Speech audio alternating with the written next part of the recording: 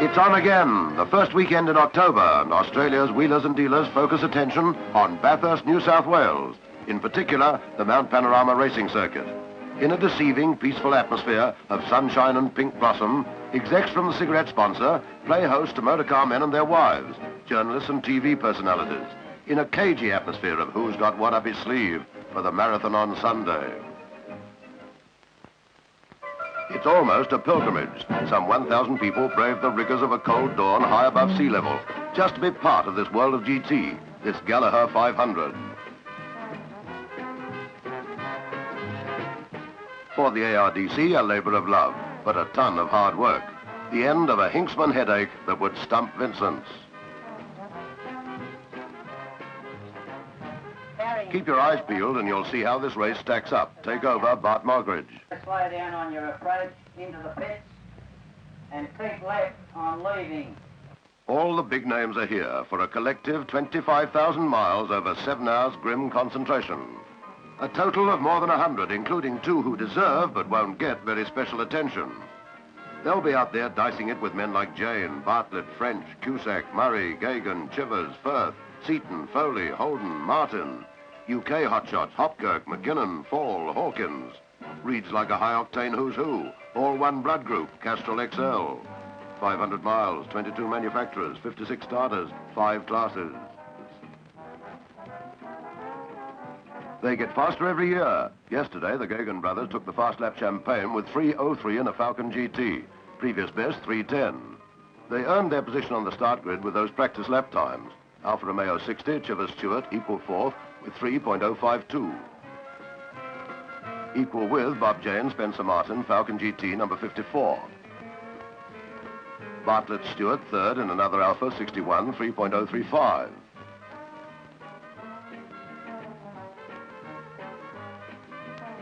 Gagan's Falcon 53 heads for number 1 spot, followed by Fisher Hawkins 62, 3.057, pole position 6. The outright battle appears to be between these expensive Alfa Romeo GTVs, the Mini Cooper S, 8 of which are on the first 20 grid positions, and the heavyweight newcomer Falcon GT. We thought you'd value some expert forecast of things to come. Leo Gagan was one of the favourites. Well, there's going to be the usual scramble for the first few laps. That doesn't count for much, really. The main job there will be to avoid thumping anybody at that stage of the race. I think the pattern will then start to develop over the first hour, possibly hour and a half. Thanks, Leo. Now for Evan Green, BMC. As I said, we're going to have an interesting first couple of hours because our tactics are going to be a little similar. They'll try and make us go too quickly so that we'll blow our motors up. We're going to try and make them go too quickly so they'll blow their brakes up. Now, it's a question of which of these particular tactics is going to succeed. Harry Firth, can the Alfa beat the Falcon? Well, once again, they've only 1,600 cc's. They've got 4 little pots about this big, and we've got 8 that big. There's no substitute for cubic inches. Thanks, Harry. The Alfa camp doesn't think those 8 pots are the solution exactly. Isn't that right, Alec Mildren? Well, I think the Falcon could be very quick in the first hour, but it's the last hour that we hope to have the race won. Thank you, Alec Mildren. Time will tell. We thought there was something ominous in the crafty smile on the old fox as he mothered his new co-driver, Fred Gibson, onto the track. Toyotas, Datsun and Hillman GTs will ignore the outright and dispute A-class honours, under $1,800. One of the Datsuns in the hands of an all-Japanese crew.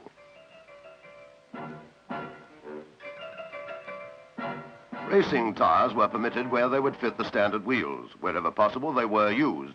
We asked Brian Foley to explain the advantage. Well, the tyres, of course, are designed to do, of course, anything up to 200 mile an hour. The advantage of using them here in the Gallaher 500 is they will outwear any normal road tyre. This is the main benefit of it, apart from the handling and braking. But the available treads vary. These 2 are made of the same compound. The one on the left, made for dry weather, lasts longer but won't grip in the wet. The one on the right will, not so good in the dry. Brian Foley, sir, can any motorist use a racing tyre? Well, it's not suitable for normal road use because they run very thin walls, a 2-ply wall. This is mainly for cooling at high speeds. So on a normal car driven around the street, you'd only have to hit the curb fairly hard and you'd likely to ruin a tyre. So, Mr. Dunlop, what's the nearest we can get? The ordinary motorist can get is a radial ply tyre, which will give him good mileage, good braking, good cornering, safety in the wet weather. Thanks, Cliff Headley. Obvious lesson. For safety's sake, find out more. The tension's mounting, the peak of that moment of anticipation. The very essence of the sport. Subdued voices, taut nerves, itchy feet. Fascinating, isn't it? The French have a word for it, the fatal moment. More than 20,000 outside the fence.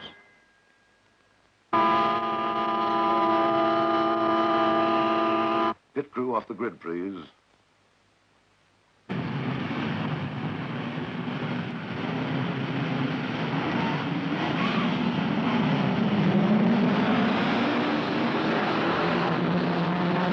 "56 feet, tread on the pedal, and some $100,000 surges forward in a blue haze of burnt rubber.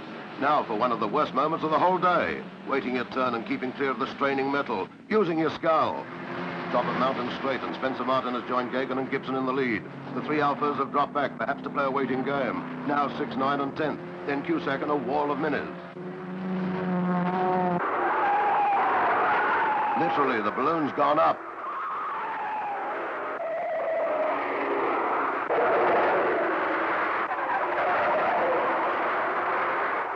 Two-thirds gone, Forest Elbow, and the three big Falcons, still Gagan, Gibson, Martin, open a sizable lead on the field. Then two more Falcons, the Studebaker and the three Alphas. Then Cusack before that wall of screaming Mini Coopers, headed by BMC Works team cars, Holden, Mackinnon, Foley, 39, 29, 28. Bottom of Conrad, no change. The fourth Falcon, 49, trying to close the gap, shoots off to Bathurst down the escape road. Sava whips around and is back in the race ahead of Bob Holden and that pack of Minis.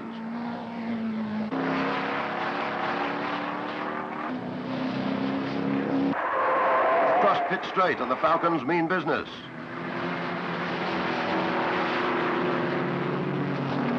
Is this showmanship or can they keep it going? End of lap 2 and Spencer Martin slides into second spot. Gibson content to fall back.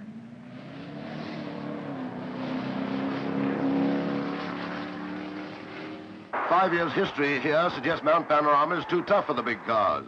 Busted stub axles, overheating, brake failure or similar could be expected.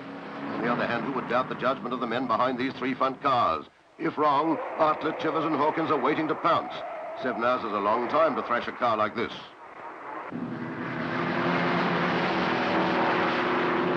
Tea break in the pits finished before 9:15 with two cars on the apron, both overheated. The X2 hold his radiator from the inside, out again with a new one in 9 minutes.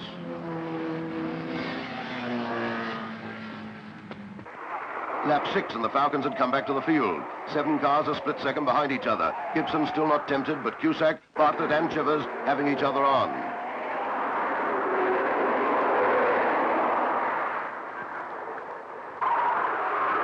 Some funny things happen on the way round the circuit. Not all get recorded.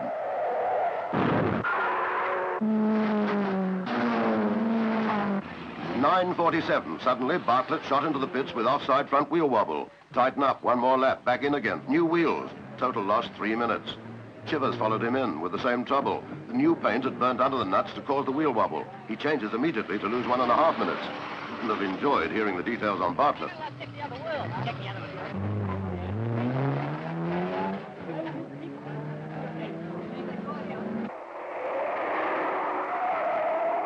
Over the next half hour, a grand battle up front.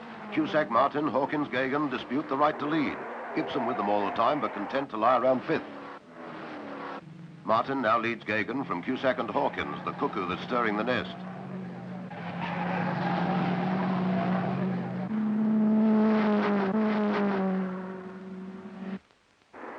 Now it's Cusack, Hawkins, Gagan, Martin, Gibson through the cutting.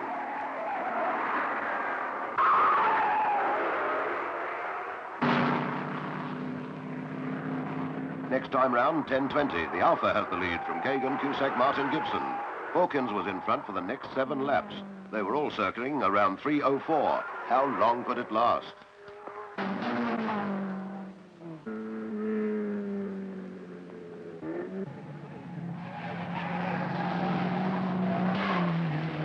10:46, and Hawkins came in for 2 drinks. He went out again, but was back in the pits after 2 laps for another. Temperature gauge boiling, cracked radiator. Make you spit chips, wouldn't it? That left a crystal clear picture of who was in front, a big car with a lot of power, in fact several of them. For a while, the world of GT was undisturbed.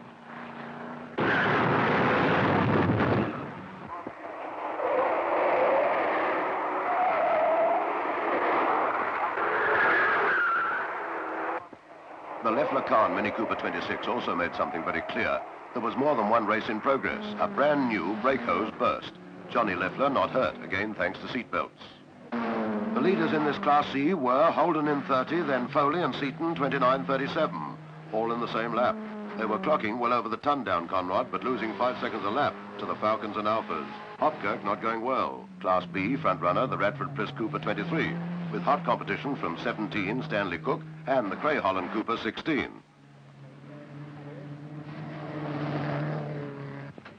Now the first scheduled stop for one of the big fellows, hitting around 10 miles per gallon.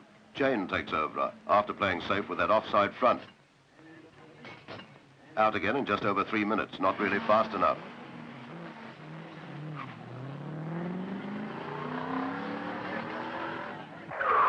The static blades of the Mount Panorama windmills shriek their protest as front-running Gagan thunders up through the cutting at around 80 miles an hour.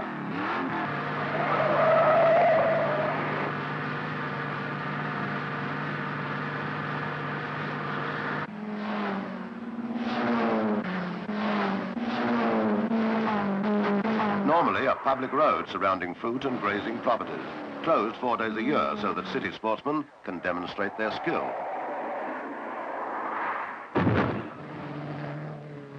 While racing's on, the locals can neither get in nor out. Their tolerance is praiseworthy, and they assume we at least know where we're going. Just after 11 a.m. and the Gagans about to have a blackout. They coughed and went into Mountain Straight Gate for petrol, filled up behind the pits and out through the main paddock, caused consternation, and lost 3 minutes. Right behind him came Gibson, the orthodox way, to hand over to a waiting Harry Firth. Note the teamwork on the windscreen.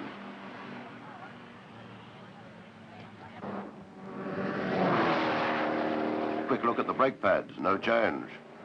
She's surging a bit up the hill. Don't you turn that ignition on. Right, away you go, in the lead by 1 minute. The Beasley West Falcon circling well. Max Stahl to Bill Tuckey, holding their place without setting the world on fire. Meanwhile, back of the pits, Fred Gibson, always the gentleman, has forgotten he doesn't smoke. Not exactly overawed by the occasion, is he? The Japanese works engineer tunes in smartly as the privately entered Datsun number 6 prangs. Datsun 2 was leading a magnificent battle in A-class with 5 cars in the same lap, 3 Toyotas and 2 Datsuns. Now Toyota 11 Ferguson Sampson has gone to the front and is grimly hanging on. They're all flat to the boards, tension really tough, racing in a world of their own, with the Falcons and Alphas roaring past every half hour.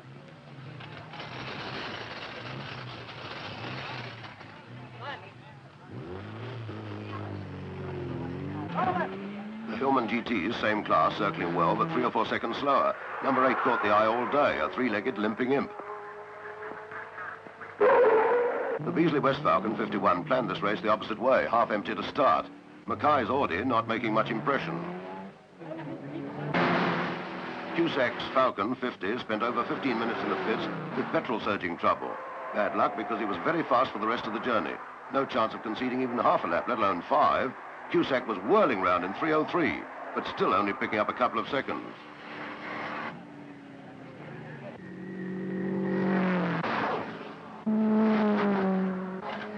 Nearly noon, Chivers for petrol and tyres, Hawkins feeding that radiator. 20 round the back to put the billy on. Gagan's in at 12:40 for petrol and tyres. John Shepherd gets them out in under 2 minutes. One more scheduled stop around 2 o'clock. Make no mistake, getting round this 3.8 miles in less than even time takes a lot of concentration.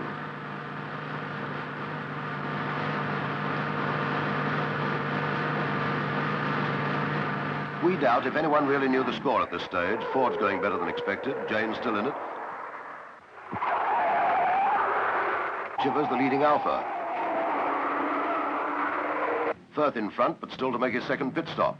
The ever-present question, would those Ford brakes stand up?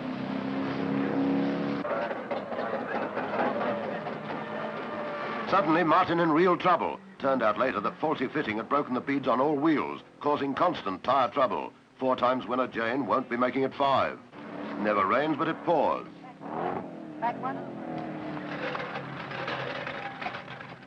1:15, and Firth has just taken under 3 minutes to change both front brake pads. Unbelievable, but true. New brake pads and only 2 minutes behind Gagan. Gibson back at the helm. Bartlett still fighting to catch up that lap lost in the first pit stop. He's really hammering.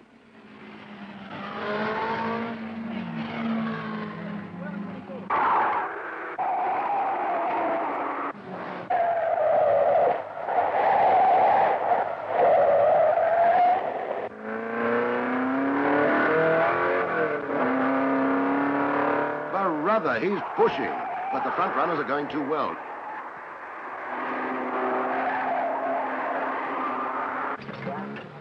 Chivers in 60 is half a lap behind. Has been all day since that unscheduled pit stop. Tension's dreadful. Nobody really sure of anything except that seconds count.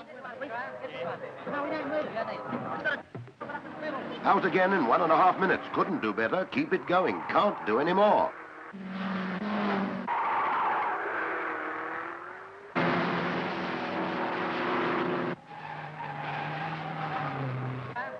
The Hawkins-Fisher Alpha out of all calculation. The only consolation, he wasn't the only one in bother.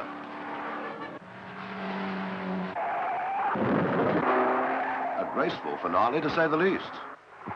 Save trouble if you'd go round the back. Thank you.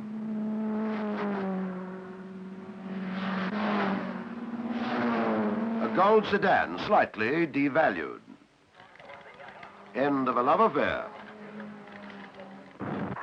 Caught on the rebound.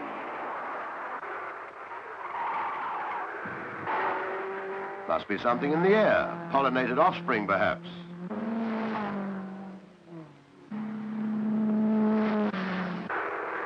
Believe it or not, Barry Seaton is between those two by half a lap in each direction. 2 o'clock and 53 in the pit for the last time. Petrol and tyres took just over 2 minutes. Still no change of brake pads.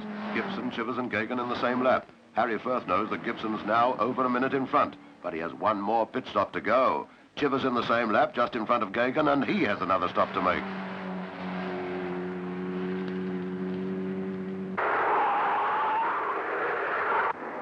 Nerves are wire taut, the strain tremendous. Public largely unaware of the drama as Gagan gradually narrows Gibson's lead, second by second, lap by lap. Level with Gagan on paper, but with that stop to make is Chivers in 60. Gibson circling steadily around 3:05. The old fox will be proud of him. Anything can happen. The Firth pit board tells Gibson he's 1 minute up on Gagan, but that pit stop's still to come. Gagan presses hard, 3:04, 3:03, 3:05. John Shepherd urges him on, 2 more seconds gain. Chivers plays safe, must be ready if those Ford brakes don't hold together. To be really in the hunt, Chivers knows he should be out in less than half a minute. News is now that Bartlett almost in the same lap. Right, ready and out in 2.25 minutes. And here's that vital pit stop. Gagan about 56 seconds behind. Less than an hour to go. Firth in control. Do nothing. No time to change drivers. Get that petrol in. 5 gallons.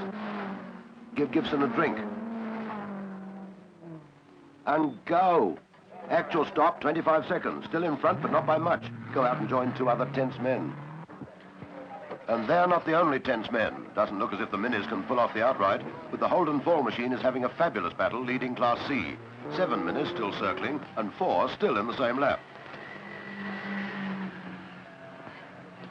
We were missing when Tino Mackinnon stood his machine on its side up in Forest Elbow. He jumped out, righted it, and finished the lap in 3:45.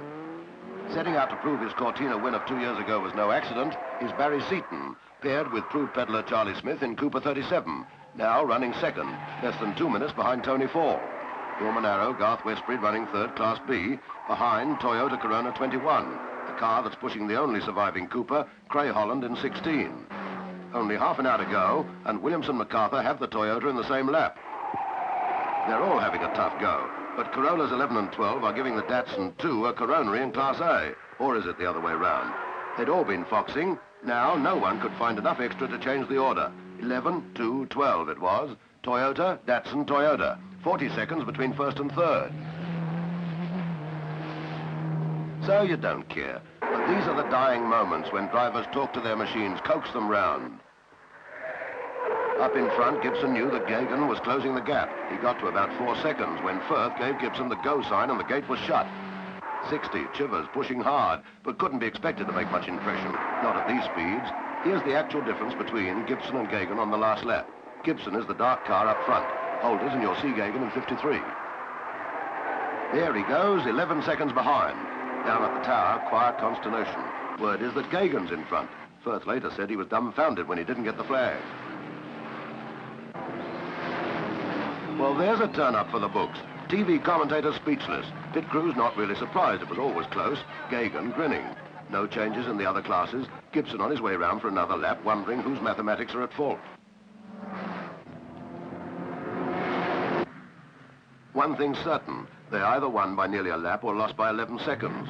Although the system's foolproof, it takes time to cross-check. More than 6,000 cars passed that tower. The lap chart says Gagan, the Omega time machine, Gibson. Meantime, listen to Leo's confidence. Well done. How about it? Now, you're real sure?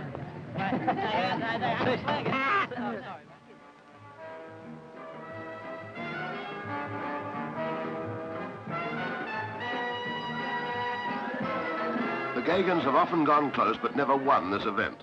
The public have no doubt that a hoodoo has been broken. Laurel, champagne and a fat check to say so. But up in the tower, the cross-checking ARDC execs now more than suspect they've made a boo-boo. After triple-checking, Secretary Hinksman awards the race for the 4th time to Harry Firth, co-driver Fred Gibson by 11 seconds.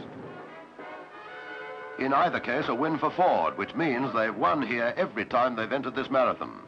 The old fox Harry Firth hadn't protested, but had been heard to say, "No fuss simply means we've got to wait a little longer before we can spend the money." Congratulations, Harry, and to your new partner, Fred Gibson. A moment of sympathy for the Gagans.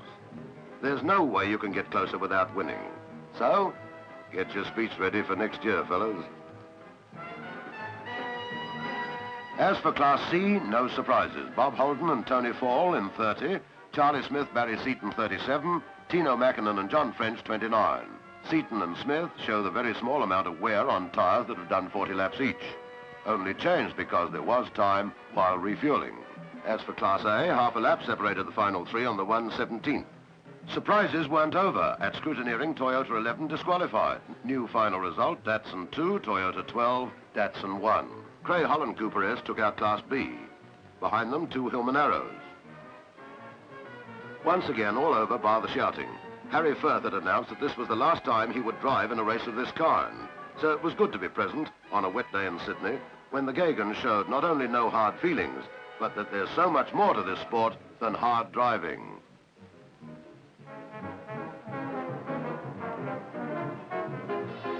Also to be there the night that the ARDC foregathered to put the cheque in the right hands, Fred's of course, and to tell Harry that if he was going to retire, it was best to correct an 11-second mistake on a very special occasion.